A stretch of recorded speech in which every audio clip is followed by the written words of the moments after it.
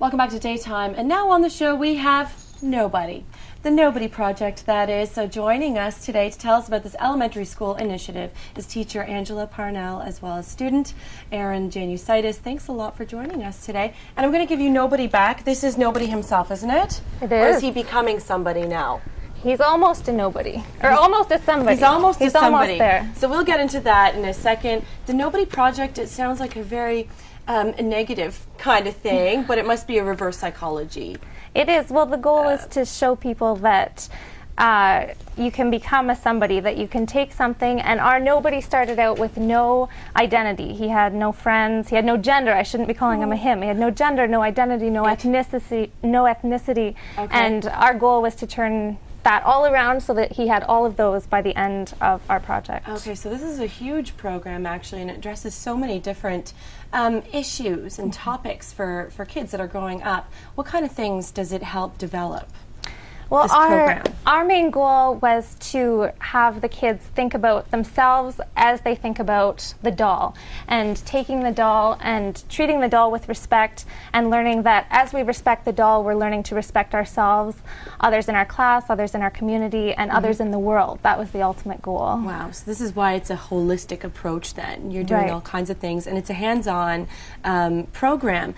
Actually, maybe we'll get Aaron to speak a little bit about this. What did you do as a part of the program? Collecting things for the Humane Society. Okay, you're collecting things. Like what things?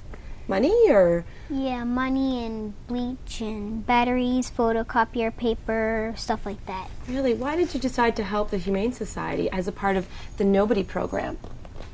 I love animals. You do? Oh, that's nice. That's so cute. I love animals too. So is that what happens then? The students each choose Right. an area that they want to help out with? Right. This is how we kind of started the program, and Aaron is one of many of the kids that was interested in animals, but they had the option to think about animals, people, or the environment. And this was kind of where we started our brainstorming, and we start with nobody, and we see that there's nothing on it right now. And as they start, the kids choose what they're interested in.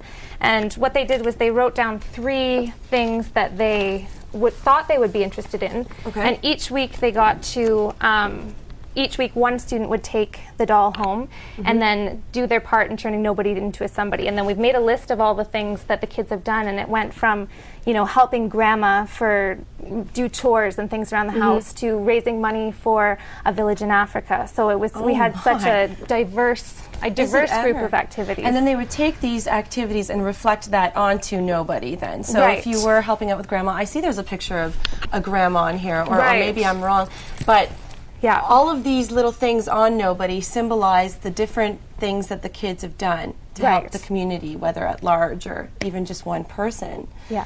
That is so interesting. And this is something that one of the students has put on, and they put it on here because they thought it looked like a stomach, but it is Africa here.